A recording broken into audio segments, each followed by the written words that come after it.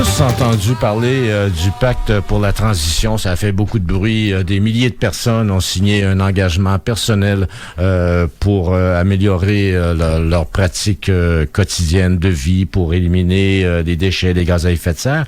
Et ça a fait boule de neige. C'est une très belle initiative. Et pour en parler, on a avec nous au téléphone Laure Varidel, qui est présidente du comité scientifique de ce pacte qu'on appelle Pacte pour la transition. Bonjour, Madame Varidel.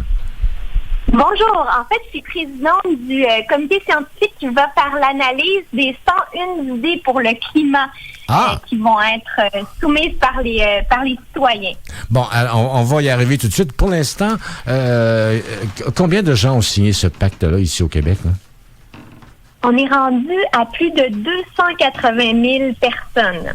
Oh. Mais vous savez, il y a encore beaucoup plus de gens qui s'impliquent de toutes sortes de manières. Et en fait, on encourage vraiment tout le monde à aller signer parce qu'il y a bien des gens qui disent « Ah, mais moi, je fais déjà des gestes pour l'environnement, alors j'ai pas besoin de signer. » Mais au contraire, il y a, oui, de continuer à être engagé, mais il y a aussi de s'unir pour démontrer au gouvernement et aux décideurs de tout acabit que nous sommes vraiment de plus en plus nombreux à souhaiter passer de la parole aux actes individuellement et surtout collectivement. Oui, mais c'est vraiment intéressant. Là, vous parlez de 101 idées pour le climat. C'est une consultation que vous allez lancer. Pourquoi 101 et pourquoi pas 1000, 1 million, je sais pas. C'est quoi? Comment ça fonctionne? Ben, on s'est dit qu'on partait de 101 parce qu'on voulait pas avoir juste le chiffre 100, un peu comme on dit 1001 idées, puis nous, on en a déjà proposé en fait 101 dans un document pour, si on veut, mettre déjà une base à partir des idées qui circulent déjà, hein, parce qu'il y a déjà beaucoup de propositions sur la table qui viennent soit d'organisations environnementales, de groupes de citoyens ou même de partis politiques. Donc, on a essayé de rassembler un petit peu ce qui était dans l'air, de l'organiser pour que les gens puissent déjà voter pour ce qu'ils trouvaient qui étaient des bonnes idées qui étaient déjà sur la place publique. Et on a fait de la place aussi pour que les gens nous en soumettent d'autres parce que il y a plein de choses qui se passent partout sur le territoire québécois. Des initiatives souvent qui sont pas connues du grand public, qui fonctionnent bien localement et que si on les connaissait, on pourrait peut-être les multiplier ou les faire croître à une autre échelle. Donc, on souhaite vraiment mener ce grand exercice, non seulement de mapping, comme on dit en anglais, pour cartographier, voir ce qui se fait, mais surtout pour s'inspirer et inspirer nos décideurs. On sait qu'il va y avoir des élections cet automne au fédéral. Il y a au Québec aussi où on est en train de préparer un plan d'action aussi. Donc, on veut arriver le plus possible avec des propositions concrètes parce que oui, il faut dénoncer, c'est terrible ce qui se passe, mais il faut surtout s'engager dans les transformations de notre société qui s'imposent pour relever les défis devant lesquels on se trouve individuellement et collectivement. Pour cette consultation-là, est-ce que vous allez vous déplacer sur place ou ça va se faire par Internet comme tant de choses, tant d'initiatives? Ça se fait surtout en ligne pour simplifier la logistique. Donc, les gens peuvent aller sur le site lepacte.ca et là, cliquer sur 101 idées pour le climat qui arrive tout de suite. Bon, d'abord, je les invite à signer le pacte. Je pense que ça, c'est la première étape. Et ensuite de ça, oui, aller sur la plateforme de consultation, dire si vous êtes pour ou contre les différentes idées qui sont là et nous en proposer d'autres. Vous pouvez même nous envoyer des documents, des pièces jointes.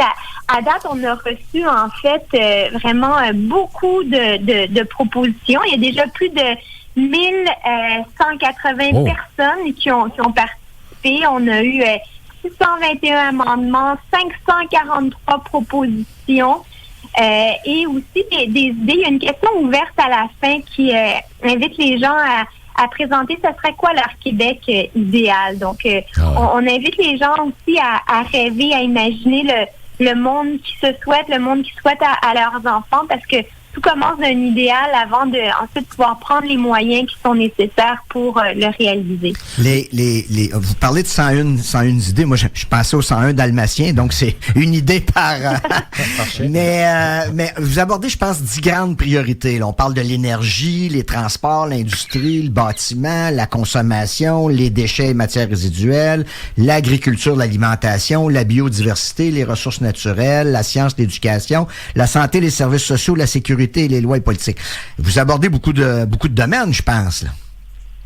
Oui, bien en fait, c'est comme ça qu'on les a organisés, parce que vous savez que la transition, ça implique dans le fond tous les secteurs de notre vie. C'est pas juste le transport, c'est pas juste les lois, c'est pas juste de réduire le gaspillage. Donc ça implique en fait un changement de paradigme, un changement de rapport avec le monde qui nous entoure, et puis l'impact qu'on a sur ce monde-là. Et ça se traduit par des actions, des changements concrets qu'on peut faire, oui, dans le quotidien, mais en même temps pour lesquels ça prend des décisions aussi de plus grande ampleur. Ça prend des choix collectifs, parce que, par exemple, on aura beau souhaiter réduire notre empreinte carbone en utilisant moins notre voiture. S'il n'y a pas de transport public, ou s'il n'y a pas de système de covoiturage, ou s'il n'y a pas de taxis collectifs ou d'autres options, c'est vraiment difficile de le faire. Donc ça, il faut se donner les moyens de prendre des décisions différentes ensemble pour pouvoir plus facilement passer à l'action. Bon, il y a beaucoup de gens qui vous ont écrit, juste brièvement, ça fait longtemps, vous, que vous êtes dans la défense de l'environnement et tout ça. Est-ce qu'il y a déjà une ou quelques-unes des idées qui vous ont été soumises et qui vous a vraiment étonné en disant « Oh, j'avais pas pensé à ça, quelle bonne idée ».